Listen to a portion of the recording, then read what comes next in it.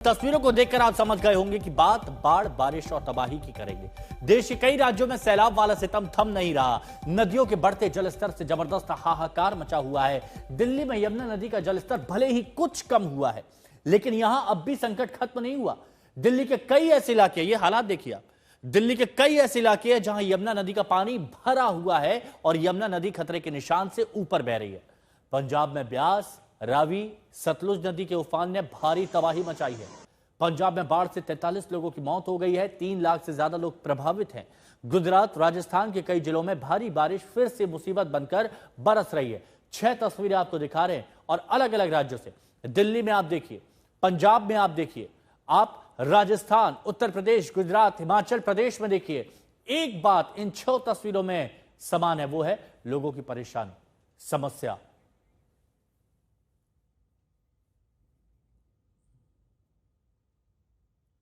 तो चलिए सबसे पहले आपको दिल्ली का हाल दिखाते हैं। और यहां पर यमुना जी का जलस्तर भले ही कुछ कम हुआ हो, लेकिन खतरा भी टला नहीं है। राजधानी के तमाम इलाके पानी में डूबे हुए हैं और लोग इसी वक्त मुसीबत झेल रहे हैं। ये लोहा पुल, वासुदेव घाट, विश्वकर्मा कॉलोनी, कालिंदी कुंज घाट, monastery market, Mayur Vihar camp की तस्वीरें आप देख रहे हैं। हर जगह आपको यमुना का पानी दिखाई देगा। अब देखिए, मयूर विहार की बात की जाती है, कितना दूर है, लेकिन वहां तक भी पानी पहुंच चुका है। मॉनेस्ट्री मार्केट, तो वहां पर आप देखिए गलियों में आपको नाव नजर आ रही है। विश्वकर्मा कॉलोनी, हालात कैसे हो गए हैं ये आप समझिए। तो अलग अलग जगह की तस्वीरें हमने आपको दिखाई कि दिल्ली में यमुना का जल स्तर घट रहा है, लेकिन खतरा अभी भी बरकरार है। अब यहां पर आप और अच्छी तरीके से समझिए कि यमुना का जल स्तर घटा, लेकिन खतरा कैसे बरकरार है। खतरे का निशान 205.33 मीटर। 4 सितंबर को कितना था? 207.48 मीटर था। 5 तारीख को क्या होता है? 206.95 मीटर। और 6 सितंबर को 206.52 मीटर। मामूली कमी, बहुत अब यहां पर आप देखिए ना, ये बहुत हल्का हल्का, ये सेंटीमीटर, इतना ही थोड़ा बहुत कम हुआ है। ये हालात यहां पर हो गए हैं और ये परेशानी ऐसे ही बढ़ती जा रही है। दिल्ली के आईटीओ बैराज से यमुना का हाल बता रही है हमारी सहयोगी मिलन शर्मा। उनकी एक रिपोर्ट आपको दिखाते हैं। यमुना का जलस्तर अभी भी खतरे के निशान से नीचे नहीं आया है और लगातार आपको दिखा रहे हैं किस तरीके से दिल्ली में भी जगह जगह जहां पर भी यमुना बहती है वहां पर बाढ़ की स्थिति लगातार कायम है। और आसपास के इलाके आपको दिखा रहे हैं इस वक्त आईटीओ बैराज से, जहां पर पूरी तरीके से यमुना के पानी में खेत, पेड़, यहाँ पे जो जमीनें हैं वो डूबी हुई हैं। और सामने आपको दिखा रहे हैं कि ये बैराज का इलाका है जहां पर से पानी बहुत पीछे होता था, लेकिन आपको दिख जाएगा कि जैसे यहाँ पर कुछ कूड़े के दान भी दिख रहे हैं जो बिल्कुल इस वक्त पानी में डूबे हुए हैं। और सामने तक, जहां तक ये आपको खेत दिख रहे हैं, यहां तक जमीन पूरी खाली होती थी, लेकिन अब ये सब कुछ पानी के अंदर है। लगातार जो बाढ़ की स्थिति दिल्ली में बनी हुई है वो यमुना बाजार, मॉनेस्ट्री इलाका, आईटीओ पुल, शास्त्री पार्क, इन सारे इलाकों में बनी हुई है। अक्षरधाम से लेके आप मयूर विहार तक देख सकते हैं, जहां जहां से यमुना निकलती है सब जगह अभी भी पानी भरा हुआ है। रात तक भी जो पानी Hathnikund barrage, old Wazirabad barrage से छोड़ा जा रहा है, उसके चलते भी यमुना उफान पर है। और बारिश पे भी बहुत कुछ निर्भर करता है, लेकिन लगातार 3 दिनों से दिल्ली में इस तरीके की बारिश देखने को नहीं मिली है, इसलिए बारिश से राहत है। लेकिन अभी भी जो पानी है, जो पीछे से आता हुआ पानी है, बैराज से आता हुआ पानी है, वो लगातार छोड़ा जा रहा है। जब तक उसमें कमी नहीं आती है तब तक हम यहाँ पर भी जलस्तर बढ़ा हुआ देखेंगे। 206 इस वक्त जलस्तर है और 205 मैं लगातार बता रही हूँ कि खतरे का निशान से ऊपर माना जाता है। 204 तक अगर पानी आएगा तभी कुछ दिल्ली के लोगों को राहत मिल पाएगी। इस बीच प्रधानमंत्री नरेंद्र मोदी ने भी कहा है कि जो भी बाढ़ स्थित इलाके हैं उनका निरीक्षण वो करने वाले हैं। अंकित सिंह के साथ मिलन शर्मा, आज तक। तो मिलन ने आपको बताया कि दिल्ली में किस तरह के हालात हैं।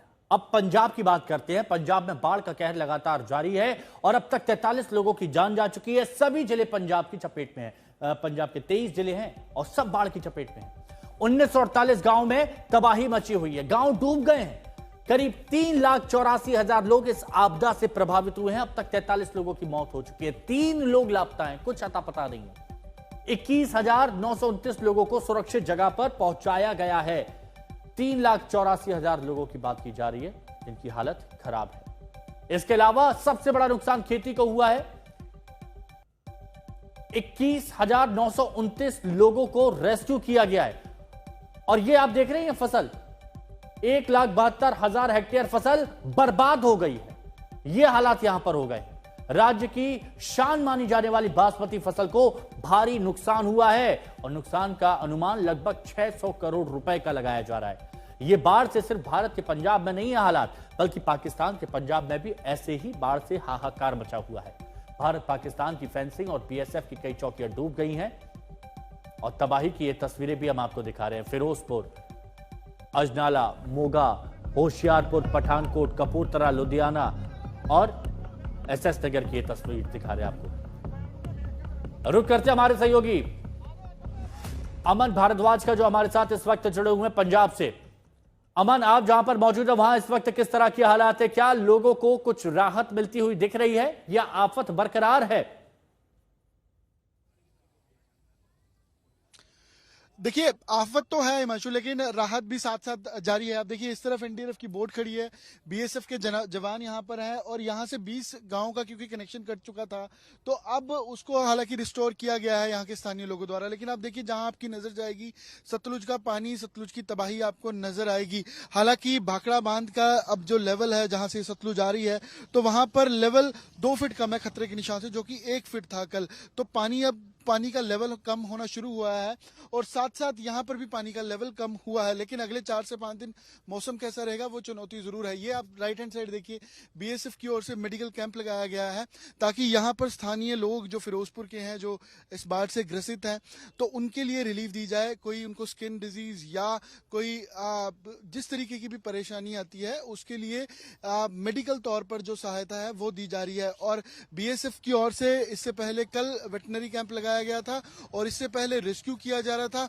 तो अलग अलग तरीके से जो, चाहे वो बीएसएफ है, चाहे आर्मी है, चाहे एनजीओज है, चाहे लोकल्स हैं, वो मदद करने की कोशिश कर रहे हैं। और देखिए, चाहे वो किसी भी तरीके की कोई दिक्कत किसी को लगती है तो वो दूर करने की कोशिश है। ये आज मेडिकल कैंप है जी, इसमें किस तरीके की मदद की जा रही है लोगों को? इसमें जो भी अभी बाढ़ के टाइम में जो भी बीमारियां होती है, रीजनल बीमारियां जैसे स्किन डिजीज हो गए, डायरियल हो गया, फीवर हो गया, कोल्ड हो गया, वो सब का ट्रीटमेंट के लिए हमने मेडिसिन लेके आ रखे हैं और सबका ट्रीटमेंट किया जाएगा जो भी पेशेंट होंगे। और 20 गांव का कनेक्शन कटा है। जब इस तरह की कोई समस्या रही है, हमेशा आर्मी के जवान आगे रहे हैं, लोगों की जिंदगी को बचाया है, उन तक हर मदद पहुंचाई है।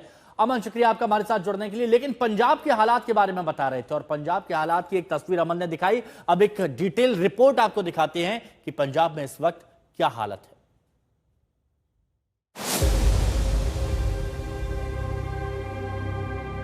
जब पंजाब में लाखों एकड़ की फसल बर्बाद हो गई है, जब पंजाब में सैकड़ों गांव बाढ़ में डूब गए, जब पंजाब में लाखों लोग रावी, सतलुज और ब्यास के कहर के आगे मजबूर हैं, उस वक्त भारत पाकिस्तान बॉर्डर फिरोजपुर से जज्बे और हौसले की ये तस्वीरें आई।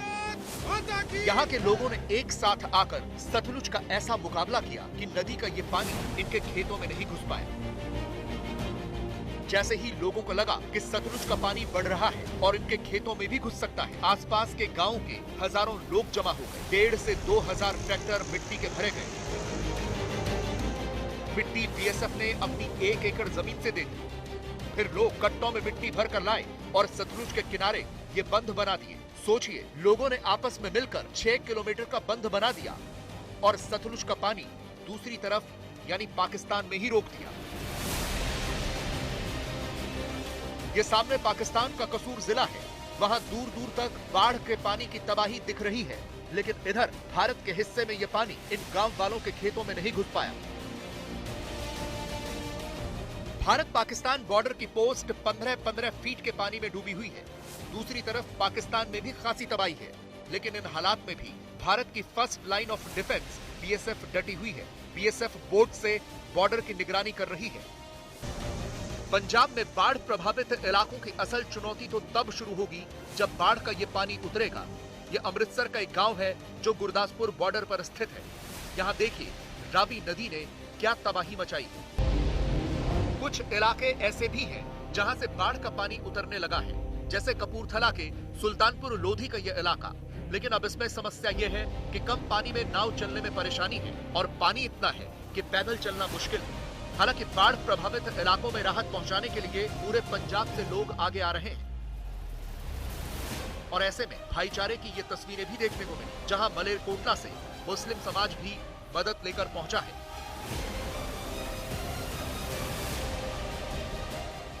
पंजाब क्योंकि बुरे टाइम जब किसी भी कौम पे या किसी भी जगह पे कोई बुरा टाइम आता है, पंजाब सबसे पहले आगे आता है। आज पंजाब पे बुरा टाइम है तो हम पंजाब के साथ हैं और जब तक ये बुरा टाइम है तब तक हम पंजाब के साथ हैं हर तरह से। पंजाब में भले ही बाढ़ का पानी अब कम हो रहा हो, लेकिन खेतों में खड़ी फसल बाढ़ में डूब गई, घर टूट गए, जानवर या तो बह गए या मारे गए। इन लोगों को असल मदद की जरूरत अब है। पंजाब से नवजोत के साथ अनमोल बाली और अमन भारद्वाज की रिपोर्ट।